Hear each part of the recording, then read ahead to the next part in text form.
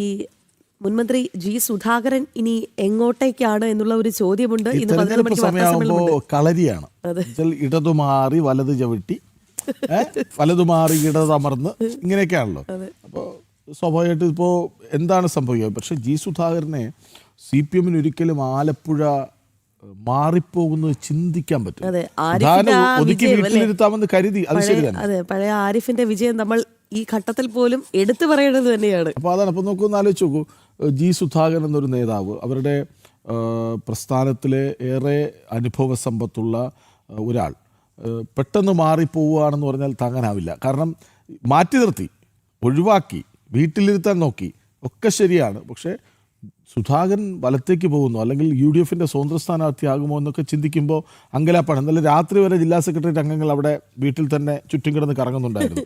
പക്ഷേ ഇതുവരെ നിലപാട് മാറ്റിയിട്ടില്ല എന്നാണ് മനസ്സിലായത്. പല രീതിയിൽ അനുനയിപ്പിക്കാനുള്ള ശ്രമം നടത്തി.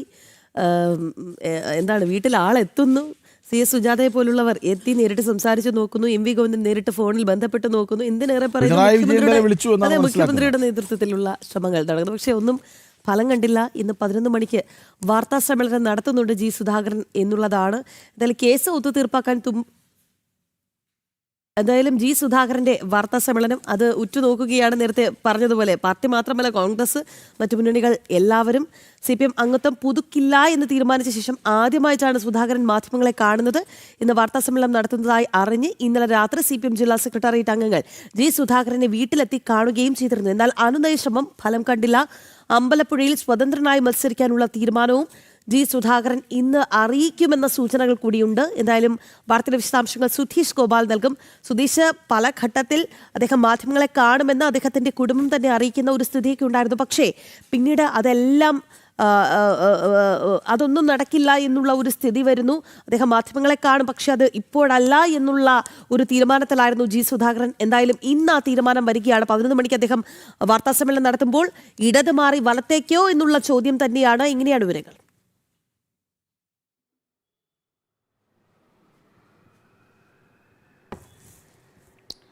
ജി സുധാകരൻ ഇന്ന് വാർത്താ സമ്മേളനം നടത്തുമ്പോൾ ഏറ്റവും പ്രധാനമായും ചൂണ്ടിക്കാണിക്കുന്നത് എന്തുകൊണ്ട് താൻ ഇത്തരത്തിൽ പാർട്ടി അംഗത്വം പുതുക്കുന്നില്ല.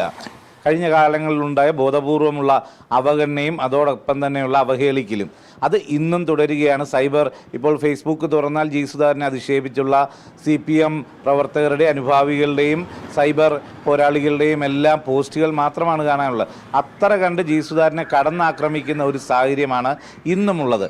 ഇപ്പോൾ അനുനയിപ്പിക്കാൻ ഇന്നലെയും ശ്രമം നടന്നു എന്ന് പറയുമ്പോൾ അനുനയത്തിനുള്ള ആരെങ്കിലും കണ്ട് സംസാരിക്കുന്നതിനപ്പുറം ജി സുധാകരന് നേരെയുള്ള ഇത്തരം അധിക്ഷേപങ്ങളും മറ്റും അവസാനിപ്പിക്കാനോ, ഇല്ലെങ്കിൽ ഇതുവരെയും ജി സുധാകരനെ ഫേസ്ബുക്കിലൂടെ പിതൃശൂന്യനെന്ന് പോലും വിളിച്ച, അല്ലെങ്കിൽ അത്തരത്തിൽ പിതാവിനെ പോലും ചീത്ത പറഞ്ഞ ആ ലോക്കൽ കമ്മിറ്റി അംഗത്തിനെതിരെ പോലും ഒരു ശാസന പോലും ഉണ്ടായിട്ടില്ല. ഇത്തരത്തിലുള്ള ഒരു തിരുത്തലുമില്ലാതെയാണ് ജി സുധാകരനെ അനുനയിപ്പിക്കാൻ ശ്രമിക്കുന്നത്. അപ്പോൾ അതൊരു കാപട്യമാണ്. ജി സുധാകരൻ പോകുന്നെങ്കിൽ പോകട്ടെ എന്ന് തന്നെ ഒരു തരത്തിൽ CPM-നുണ്ട്. ഇല്ലെങ്കിൽ കുറേ പേർക്കെങ്കിലും ജി സുധാകരൻ ഒഴിഞ്ഞു പോകണം എന്ന ഒരാഗ്രഹമുണ്ട്. പലരും ഫേസ്ബുക്കിലൂടെയും മറ്റും ഇടുന്ന പോസ്റ്റുകളിൽ വർഷങ്ങളായിട്ട് തന്നെ ഇടുന്നത് നിങ്ങൾ ഇനി എന്തിന് കടിച്ചു തൂങ്ങി കിടക്കണം എന്ന തരത്തിലാണ്. അപ്പോൾ ജി സുധാകരൻ പാർട്ടിക്ക് വേണ്ടി ചെയ്ത കാര്യങ്ങളെല്ലാം അവർ മറക്കുന്നു. ആ രീതിയിലുള്ള കടുത്ത അവഗണനയ്ക്കൊടുവിലാണ് ഇന്ന് ജി സുധാകരൻ എന്തുകൊണ്ട് താൻ അംഗത്വം പുതുക്കുന്നില്ല എന്നത് സംബന്ധിച്ച് വളരെ വിശദമായി വിശദീകരിക്കുന്നതിന് വേണ്ടി ഒരു വാർത്താ സമ്മേളനം വിളിച്ചിട്ടുള്ളത്. അതോടൊപ്പം തന്നെ സ്വതന്ത്രനായി അമ്പലപ്പുഴയിൽ മത്സരിക്കുമെന്ന ഒരു പ്രഖ്യാപനം കൂടി സുധാകരൻ്റെ ഭാഗത്തുനിന്ന് ഉണ്ടാകും എന്നത് തന്നെയാണ് നമുക്ക് കരുതാൻ സാധിക്കുന്നത്. ഇന്നലെ രാത്രിയും ജില്ലാ സെക്രട്ടേറിയറ്റ് അംഗങ്ങളടക്കം വീട്ടിൽ ചെന്നിരുന്നു.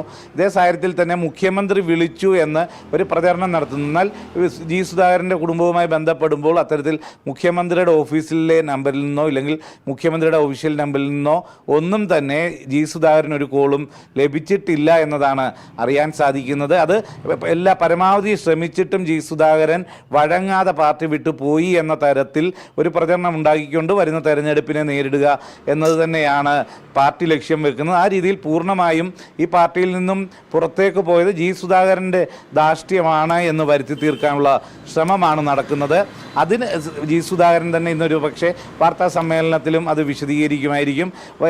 ഈ ആലപ്പുഴ കണ്ടതിൽ ഗൗരിയമ്മയ്ക്ക് ശേഷമുള്ള ഏറ്റവും വലിയ ഒരു തിരിച്ചടിയാണ് ജി സുധാകരനിലൂടെ ഇപ്പം പാർട്ടിക്കുണ്ടാവുന്നത്. അത് ആലപ്പുഴ ജില്ലയിൽ ഒട്ടാകെ തന്നെ വലിയ ചലനം ഉണ്ടാക്കും എന്ന് തന്നെയാണ് വിചാരിക്കുന്നത്. കാരണം CPM-ൻ്റെ ആലപ്പുഴ ജില്ലയിലുള്ള ഇപ്പോഴത്തെ ഏറ്റവും മുതിർന്ന നേതാവാണ് ജി സുധാകരൻ. അതോടൊപ്പം തന്നെ ഒരു രക്തസാക്ഷി കുടുംബത്തിലെ അംഗമാണ്. ആ രീതിയിലെല്ലാം പാർട്ടിയുമായി വളരെ അടുത്ത് നിൽക്കുന്ന, അതിലുപരി ഏതാണ്ട് 2001 മുതൽ ഉള്ള സമയമെടുക്കുമ്പോൾ ജി സുധാകരൻ നിശ്ചയിക്കുന്നിടത്ത് ആലപ്പുഴയിലെ CPM നിന്നിരുന്നു. അവിടെ നിന്നുമാണ് സജി ചെറിയാൻ അടക്കമുള്ള പുതിയ നേതാക്കളുടെ നേതൃത്വത്തിൽ ജി സുധാകരനെ വെട്ടി, ഇവരെ ഉയർത്തിക്കൊണ്ട് വന്ന ജി സുധാകരനെ വെട്ടി ജി സുധാകരനെ ചവിട്ടിക്കൊണ്ട് അവർ കയറിപ്പോകുന്ന ഒരു സാഹചര്യം ഉണ്ടായത്. അത് 2019 മുതലുള്ള വളരെ ആസൂത്രിതമായ നീക്കത്തിൻ്റെ ഭാഗമായിരുന്നു.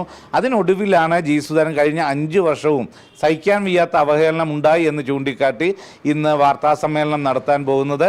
അതിൽ പലർക്കെതിരെയുള്ള രൂക്ഷ വിമർശനങ്ങളും ഉണ്ടാകും എന്നത് തന്നെയാണ് നമുക്ക് അനുമാനിക്കാൻ സാധിക്കുന്നത്. ഇതേ സാഹചര്യത്തിൽ സുധാകരനെതിരെയുള്ള വളരെ ആസൂത്രിതമായ നീക്കങ്ങൾ CPM-ലും തുടങ്ങിക്കഴിഞ്ഞിട്ടുണ്ട്. അതിൽ ഏറ്റവും പ്രധാനം CPM-ൽ നിന്നും ആരും ജി സുധാകരനൊപ്പം നിൽക്കരുത്, ഇല്ലെങ്കിൽ ജി സുധാകരനോടൊപ്പം പാർട്ടിയിൽ നിന്ന് പോകരുത് എന്ന ലക്ഷ്യം വെച്ചുകൊണ്ടുള്ള വളരെ ആസൂത്രിതമായ നീക്കങ്ങൾ പാർട്ടി ആരംഭിച്ചിട്ടുണ്ട്. അതിൽ ജില്ലാ സെക്രട്ടറിക്ക് അടക്കം സംസ്ഥാന നേതൃത്വം നിർദ്ദേശം നൽകിയിട്ടുണ്ട്. അത്തരത്തിൽ വളരെ ആസൂത്രിതമായ നീക്കമാവും ജി സുധാകരനെതിരെ ഉണ്ടാവുക. അതിനെ എങ്ങനെ നേരിടും എന്നതാണ് ജി സുധാകരന് മുന്നിലുള്ള ഏറ്റവും വലിയ ചോദ്യം. ഇതേ സാഹചര്യത്തിൽ ജി സുധാകരൻ മത്സരിക്കാൻ തയ്യാറാവുമ്പോൾ അതിന് പിന്തുണയായി കോൺഗ്രസ് ഒരുപക്ഷെ അമ്പലപ്പുഴയിൽ സ്ഥാനാർത്ഥിയെ നിർത്താതെ പിന്തുണ കൊടുക്കാനുള്ള സാധ്യതയുണ്ട്. അത് സംബന്ധിച്ചുള്ള പ്രതികരണങ്ങളും ഒരുപക്ഷെ ഇന്ന് ഇല്ലെങ്കിൽ വരും മണിക്കൂർ ഈ സുധാകരൻ്റെ വാർത്താ സമ്മേളനത്തിന് ശേഷം കോൺഗ്രസ് നേതാക്കളിൽ നിന്നും ഉണ്ടാകും എന്ന് തന്നെയാണ് പ്രതീക്ഷിക്കുന്നതും. രാഹി, സുധീഷ് സൂചിപ്പിച്ചതുപോലെ ആലപ്പുഴയിൽ ഉണ്ടാക്കാൻ പോകുന്ന ഒരു ചലനം അല്ലേ, ഇതേ തുടർന്നുണ്ടാകുന്ന ചലനം ചെറുതല്ല. അതോടൊപ്പം തന്നെ ഈ സംസ്ഥാനമാകെ CPM-ന്റെ തെരഞ്ഞെടുപ്പ് രാഷ്ട്രീയത്തെ സ്വാധീനിക്കുന്ന ഒരു വിഷയം കൂടിയായി മാറുമല്ലേ ഈ ജി സുധാകരൻ്റെ ഇറങ്ങിപ്പോക്ക്, അല്ലെങ്കിൽ ഒരു പാർട്ടി വിടുന്ന ഒരു സാഹചര്യം എന്നുള്ളത്. എങ്ങനെയാണ് സുധീഷ ആ ഒരു ഘട്ടത്തെ നമുക്ക് വിലയിരുത്താൻ സാധിക്കുന്നത്?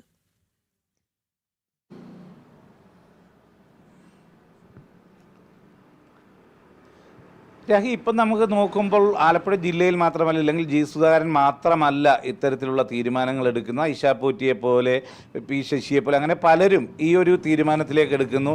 താഴെ തട്ട് മുതൽ തന്നെ CPM-ൽ അംഗത്വം പുതുക്കാതെ മാറി നിൽക്കുന്ന നിരവധി മുതിർന്ന നേതാക്കൾ, ഇല്ലെങ്കിൽ ആദ്യകാല പാർട്ടി അംഗത്വം എടുത്ത് വർഷങ്ങളായി CPM-ന് വേണ്ടി പ്രവർത്തിച്ചിരുന്നവർ അടക്കമുള്ളവരുണ്ട്. കാരണം ഇപ്പോഴത്തെ CPM-ന്റെ ശൈലിയിലും സർക്കാരിൻ്റെ സമീപനങ്ങളിലും എല്ലാം മനംനൊന്ത്, ഇല്ലെങ്കിൽ ഒരു മടുപ്പ് അനുഭവപ്പെടുന്നതിനെ തുടർന്ന് തന്നെയാണ് അത്തരം തീരുമാനങ്ങളിലേക്ക് പല പാർട്ടി അംഗങ്ങളും പോകുന്നത്.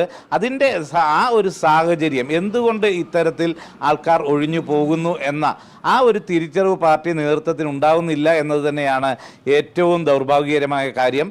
അത് ഭരണശൈലിയിലായാലും പുതിയ നേതാക്കളുടെ രീതികളായാലും എല്ലാം തന്നെ അവർ മറ്റ് പുതിയ ഒരു CPM-ൻ്റെ ഒരു പുതിയ സമീപനമാണ് കഴിഞ്ഞ 5 വർഷമായി ആലപ്പുഴയിൽ കാണാൻ കഴിയുന്നത്. അത് സംസ്ഥാനത്തുടനീളവും സർക്കാരിൻ്റെ ശൈലികളിലുമെല്ലാം ആ മാറ്റമുണ്ട് എന്ന യാഥാർത്ഥ്യം നിലനിൽക്കുന്നു.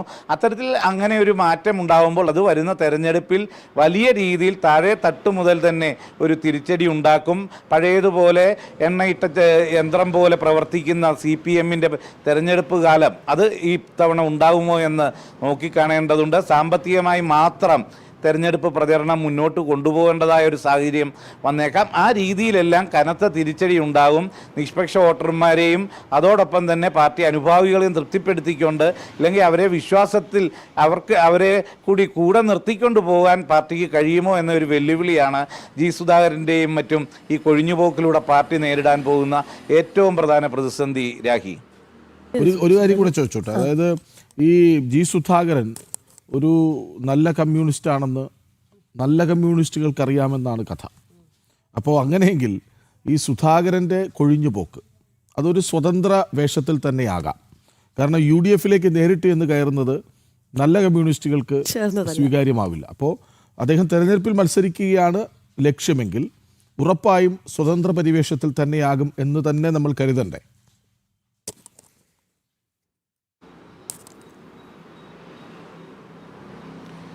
ഉറപ്പായും അങ്ങനെ തന്നെ കരുതേണ്ടി വരും. ഇപ്പോൾ ജി സുധാകരനുമായി അടുത്ത് നിൽക്കുന്നവർ തന്നെ പറയുന്നു, അതിൽ സ്വതന്ത്രനായി ജി സുധാകരൻ മത്സരിച്ചാൽ, ഇപ്പോൾ കോൺഗ്രസ് പിന്തുണച്ചാൽ തന്നെ എന്താണ് തെറ്റ്? കേരളത്തിന് പുറത്ത് എന്താണ് സ്ഥിതി? അവിടെ ഒരു തെരഞ്ഞെടുപ്പ് പ്രചരണത്തിന് കേരളത്തിൽ നിന്നും എത്രയോ നേതാക്കൾ പോയി കോൺഗ്രസിന് വേണ്ടി പ്രചരണം വരെ നടത്തുന്നുണ്ട്. ആ ഒരു സാഹചര്യത്തിൽ കേരളത്തിൽ മാത്രമാണ് ഇന്ന് CPM-ഉം കോൺഗ്രസും നേരിട്ട് മത്സരിക്കുന്നത്. ബാക്കി എല്ലായിടത്തും അവർ സുഹൃത്തുക്കളാണ്, ഇല്ലേ സഹോദരങ്ങളാണ്. ആ രീതിയിൽ ഒരു മുന്നണി സംവിധാനത്തിൽ മുന്നോട്ട് പോവുകയാണ്. അപ്പോൾ അത്തരം ഒരു ഘട്ടത്തിൽ കേരളത്തിൽ മാത്രമായി പ്രത്യേക പാർട്ടിക്ക് പ്രത്യേക ഒരു പ്രത്യയശാസ്ത്രമോ ഒന്നും തന്നെ ഉള്ളതായി നമുക്ക് കാണാൻ കഴിയില്ല. അതിൽ ഉപരി ജി സുധാകരനെ സംബന്ധിച്ചിടത്തോളം വ്യക്തിപരമായ ഒരു വിഷയമുണ്ട്. ജി സുധാകരൻ്റെ സഹോദരൻ ഭുവനേന്ദ്രൻ കൊല്ലപ്പെടുന്നത് KS-ന്റെ അല്ലെങ്കിൽ കോൺഗ്രസിൻ്റെ വിദ്യാർത്ഥി സംഘടനാ പ്രവർത്തകരുടെ ആക്രമത്തിലാണ്. അതുകൊണ്ട് തന്നെ നേരിട്ട് കോൺഗ്രസുമായി ഒരു ബന്ധവുമായി മുന്നോട്ട് പോയാൽ ഒരു കോൺഗ്രസ്സുകാരനാവാൻ ജി സുധാകരൻ ഒരിക്കലും സാധിക്കില്ല. എന്നാൽ KK രമയെപ്പോലെയും മറ്റും സ്വതന്ത്രയായി മത്സരിച്ചുകൊണ്ട് UDF-ന്റെ പിന്തുണ ലഭിച്ചാൽ അതിനെ മറ്റു രീതിയിൽ കുറ്റം പറയേണ്ടതുണ്ടോ എന്ന ചോദ്യമാവും ഉയർന്നു വരിക. എന്തു തന്നെയായാലും CPM-ലെ ഇപ്പോഴത്തെ സമീപനങ്ങളെയും അവരുടെ പ്രവർത്തികളെയും, അത് സ്ഥാനാർത്ഥി നിർണയം അടക്കമുള്ള കാര്യങ്ങളിൽ കഴിഞ്ഞ തവണ 2 ടേം വ്യവസ്ഥയൊക്കെ വെച്ച് കുറേ പേരെ മാറ്റി. അതേ സാഹചര്യത്തിൽ തന്നെ തോമസ് ഐസക് അടക്കമുള്ളവർ ഇപ്പോൾ അതൃപ്തരാണ് എന്ന കാര്യത്തിൽ സംശയമില്ല. എന്തിനാ ആലപ്പുഴ CPM-ലെ ജില്ലാ സെക്രട്ടറി പോലും വളരെ അതൃപ്തനാണ്. ഇത്തവണ തെരഞ്ഞെടുപ്പിൽ മത്സരിക്കണമെന്ന് ആഗ്രഹിച്ചിട്ടും ഒരു പരിഗണനയും നൽകാതെ സജി ചെറിയാൻ്റെയും മറ്റ് നേതാക്കളുടെയും താല്പര്യങ്ങൾക്കനുസരിച്ച് മാത്രമുള്ള ഒരു സ്ഥാനാർത്ഥി നിർണയം എന്ന ആക്ഷേപവും ആലപ്പുഴയിൽ നിലനിൽക്കുകയാണ്. അപ്പോൾ ഇതിൻ്റെ എല്ലാം തിരിച്ചടി CPM-ന് ഈ തെരഞ്ഞെടുപ്പിൽ ഉണ്ടാകും എന്ന് അനുമാനിക്കപ്പെടുന്നുണ്ട്. അതിനെ എങ്ങനെ എത്രത്തോളം അതിജീവിക്കാൻ കഴിയും എന്നതാണ്. കഴിഞ്ഞ തവണ 6 മണ്ഡലങ്ങളിൽ മത്സരിച്ച് 6ഇടത്തും ജയിച്ച പാർട്ടിയാണ് CPM. ആ ഒരു സാഹചര്യത്തിൽ ഇത്തവണത്തെ തെരഞ്ഞെടുപ്പിൽ ഇപ്പോഴുണ്ടാവുന്ന ഇത്തരം ജി സുധാകരനെ പോലെ ഉള്ളവർ പാർട്ടി വിട്ടു പോകുന്ന തരത്തിലുള്ള മാറ്റങ്ങൾ എങ്ങനെ തിരിച്ചടിയാകും, ഇല്ലെങ്കിൽ അതിനെ എങ്ങനെ അതിജീവിക്കും എന്ന് തന്നെയാണ് നോക്കി കാണേണ്ടത്. 11 മണിയോടുകൂടിയാണ്. അതാണ് ആലപ്പുഴ CPM-ന്റെ ഒരു കോട്ടയായിരുന്നു. നോക്കൂ, G Sudhakaran, doctor Thomas Isaac, ഇങ്ങനെ പാർട്ടിക്ക് ഒരുപാട് പദ്ധതികൾ പരിചയപ്പെടുത്തി കൊടുത്തവരാണ്. ഇപ്പോൾ അവരൊക്കെ ഒതുക്കപ്പെടുകയാണ്, മാറ്റി നിർത്തപ്പെടുകയാണ്. അപ്പോൾ ജി സുധാകരനെ സംബന്ധിച്ചിടത്തോളം വളരെ പെട്ടെന്ന് പ്രതികരിക്കുന്ന ഒരാളാണ്. അതിൻ്റെ ആനുകൂല്യമാണ് ഒരുപക്ഷെ അദ്ദേഹത്തെ ഈ ഒഴിവാക്കലിൽ ശരി എന്നാൽ ഒഴിവാക്കിക്കോളൂ എന്ന മറുപടി കൊടുക്കാൻ പ്രേരിപ്പിക്കുന്നത്. അതുകൊണ്ടാണ് ആരൊക്കെ വിളിച്ചിട്ടും ഞാൻ തീരുമാനത്തിൽ ഉറച്ചു നിൽക്കുന്നു എന്ന് പറയാനാകുന്നത്. വിവരങ്ങൾ നൽകുകയായിരുന്നു സുധീഷ് ഗോപാൽ.